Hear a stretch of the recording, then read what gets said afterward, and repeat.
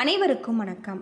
மேல்மருவத்தூர் அம்மனுக்கு தீபாராதனை காட்டும் ஒரு அரிய வீடியோ காட்சி தான் இப்போ நாம் அந்த வீடியோவில் பார்த்துட்ருக்கோம். உங்களுக்கு மேல்மருவத்தூர் அம்மன் பிடிக்கும் அப்படின்னா மேல்மருவத்தூர் அம்மனுக்கு போற்றின்னு சொல்லிட்டு மறக்காமல் கமெண்ட் பண்ணுங்கள்.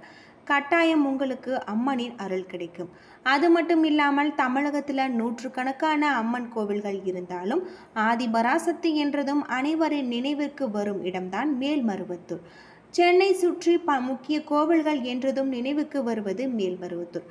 தமிழகம் மட்டுமின்றி உலகின் பல நாடுகளில் இருந்தும் லட்சக்கணக்கான பக்தர்கள் மேல்மருவத்தூர் சித்தர் பீடத்திற்கு வந்த வழிபட்ட வண்ணம் இருக்காங்க. தன்னை வணங்கும் பக்தர்களின் வாழ்க்கையில ஆதிபராசக்தி பல அற்புதங்களை நிகழ்த்துவதாக சொல்லப்படுது. மேல்மருவத்தூர் ஆதிபராசக்தி பற்றிய பல சுவாரஸ்ய தகவலை பற்றி தான் இன்னைக்கு நம்ம இந்த வீடியோவில் தெரிஞ்சுக்க போகிறோம். இந்த வீடியோ ரொம்பவே பயனுள்ளதாக இருக்கும். அதனால் வீடியோவை கடைசி வரைக்கும் ஸ்கிப் பண்ணாமல் பாருங்கள். இது வரைக்கும் நம்முடைய சேனலை நீங்கள் இன்னும் சப்ஸ்கிரைப் பண்ணலைன்னா மறக்காமல் சப்ஸ்கிரைப் பண்ணிவிடுங்க. வாங்க வீடியோக்குள்ளே போகலாம்.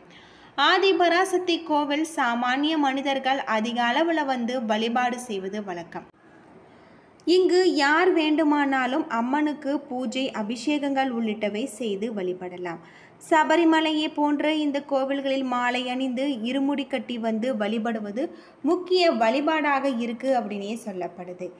இந்த கோவில் பல்வேறு சிறப்பம்சங்களை கொண்ட கோவிலாக தான் இருக்குது. தமிழகத்தில் உள்ள மிகவும் புகழ்பெற்ற அம்மன் கோவில்களில் ஒன்று ஆதிபராசக்தி சித்தர் பீடம். செங்கல்பட்டு மாவட்டம் மேல்மருவத்தூரில் இந்த கோவில் அமைஞ்சிருக்கு. தமிழகத்தில் அதிகமான பக்தர்கள் தினமும் வந்து செல்லும் கோவிலாக மேல்மருவத்தூர் ஆதிபராசக்தி அம்மன் கோவில் அமைஞ்சிருக்கு. இந்த கோவில் உருவான வரலாறு மிகவும் அதிசயமான ஒன்றாக சொல்லப்படுது. தற்போது ஆதிபராசக்தி கோவிலில் அமைஞ்சிருக்கக்கூடிய இடத்துல 1960களில் ஒரு வேப்ப மரம் மட்டும் இருந்தது. இந்த வேப்ப மரம் மற்ற சாதாரண மரங்களை போல கசப்புத்தன்மை கொண்டதாக இல்லாமல் அதன் காய்கள் இனிப்பு சுவையுடன் இருந்திருக்கு. இதிலிருந்து வடியக்கூடிய பால் போன்ற பொருளும் இனிப்பு சுவை உடையதாக இருந்திருக்கு. இதனால் இப்பகுதி மக்கள் இதனை கடந்து செல்பவர்களும் ஆச்சரியத்துடன் இதனை சாப்பிட்டு வந்திருக்காங்க. ஆனால் அதைவிட மிகவும் ஆச்சரியமான ஒரு விஷயம் என்னவென்றால், இந்த மரத்தின் பால் கனிகளை சாப்பிடுபவர்கள் அவர்களில் உடலில் இருக்கக்கூடிய அனைத்து விதமான நோய்களும் தீரும் அப்படின்னும் நம்பிக்கையாக சொல்லப்படுது. 1966ஆம் ஆண்டு தமிழகத்தில் வீசிய புயலால் இந்த வேப்ப மரம் அடியோடு சாய்ந்தது. இந்த மரத்தின் வேர் பகுதிகளில் இருந்து சுயம்பாக கல் வெளிப்பட்டது. இந்த சுயம்பிற்கு மேல் சிறிய குடில் அமைத்து இப்பகுதியில் மக்கள் பூஜை செய்து வழிபட்டு வந்திருக்காங்க. இதற்கு சித்தர் பீடம் என்று பெயரிட்டு வந்திருக்காங்க. பல ஆண்டுகள் சுயம்பு உருவம் மட்டுமே இங்கு வழிபட்டு வந்தது. 1977ஆம் ஆண்டு நவம்பர் 25ஆம் தேதி இந்த சுயம்புக்கு அருகில 3 அடி உயர பீடத்தின் மீது அன்னை ஆதிபராசக்தியின் சிலை பிரதிஷ்டை செய்யப்பட்டிருக்காங்க. 1000 இதழ்கள் கொண்ட தாமரை மீது வலது கால மடித்து இடது கால தொங்கவிட்ட நிலையில் அமர்ந்த நிலையில் வலது திருக்கரத்தில் தாமரை மொட்டும் இடது திருக்கரத்தில் சின்முத்திரையும் காட்டியும் காட்சி தராங்க. 1000 இதழ்கள் கொண்ட தாமரை என்பது தியானத்தை குறிப்பது. அன்னையின் கையில் சின்முத்திரை ஞானத்தை அருளக்கூடியதாக இருக்கு. அன்னையின் தலையில் ஜடாமுடியே கீடம் போல் அமைஞ்சிருப்பது தனி சிறப்புக்குரிய ஒன்று அப்படின்னே சொல்லப்படுது. அது மட்டுமில்லாமல் ஒரே தாய் ஒரே குலம் என்பது ஆதிபராசக்தி சித்தர் பீடத்தின் அடிப்படை கொள்கை. அதாவது மனிதர்கள் அனைவரும் சமம். இவர்களுக்கு தாயாக இருக்கக்கூடியவள் அன்னை ஆதிபராசக்தி மட்டுமே என்பதன் இதன் அர்த்தம். கருவறைக்குள் சென்று அன்னைக்கு பூஜை உள்ளிட்ட வழிபாடுகள் பெண்கள் செய்யலாம் என்ற முறையை பங்காரு அடிகளார் ஏற்படுத்தியிருக்காரு.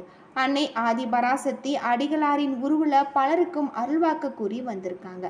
பக்தர்கள் நேரடியாக அன்னையிடம் பேச முடியும் என்பதே சித்தர் பீடத்தின் சிறப்பாக கருதப்படுது அப்படின்னே சொல்லலாம்.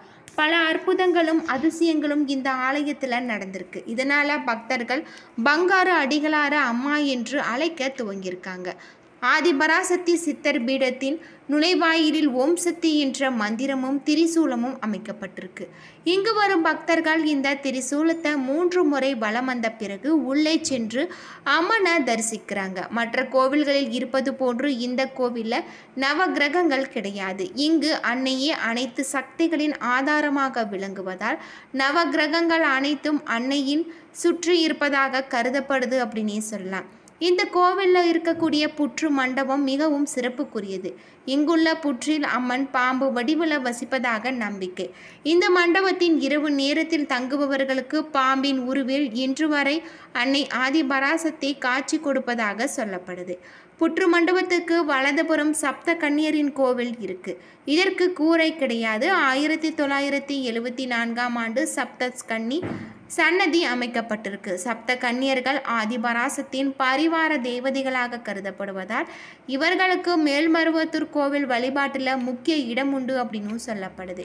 மேல்மருவத்தூரில் பங்காரு அடிகளான் உருவில் ஆதிபராசக்தியை சாமானிய மனிதர்களுடன் பேசுவது 21 சித்தர்களின் ஜீவ சமாதி ஒன்றிணைந்த இடமாக மேல்மருவத்தூர் கருதப்படுது.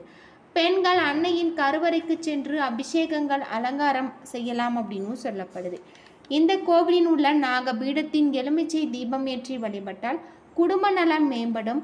அன்னை பாவங்களின் போக்கக்கூடியவர்களாக அன்னை திகழ்கின்றாங்க அப்படின்னே சொல்லலாம். அங்க பிரதர்சனம் இந்த கோவிலின் முக்கிய வேண்டுதலாக இருக்கு.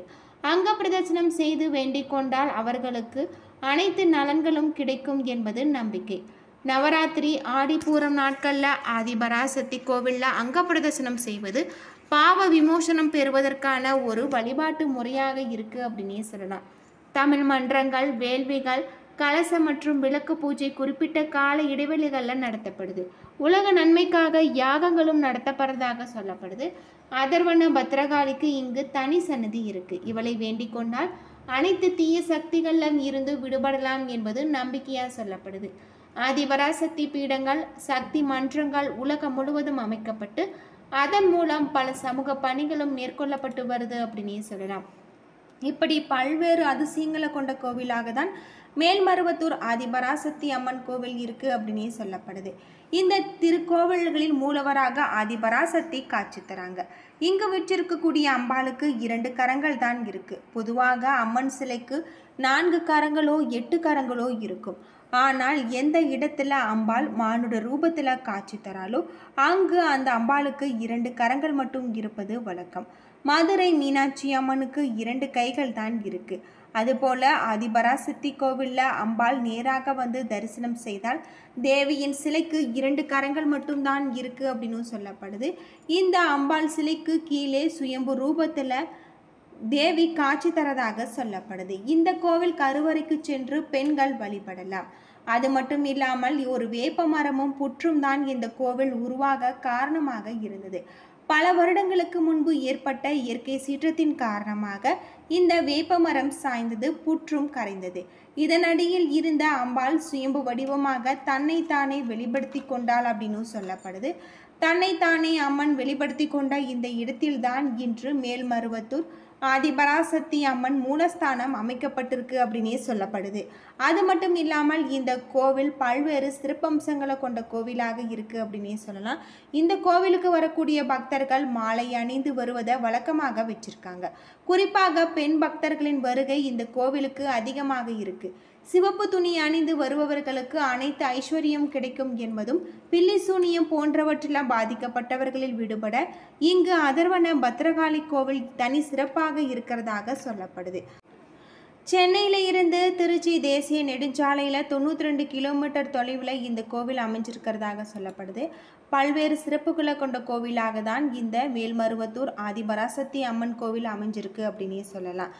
அனைத்து விதமான பக்தர்களும் மாலை அணிந்து இருமுடி கட்டி வந்து அம்மனை வழிபட்டு செல்றாங்க அப்படின்னு சொல்லப்படுது. இந்த ஆதிபராசக்தியின் சிலை 3 அடி உயரம் இருக்கு.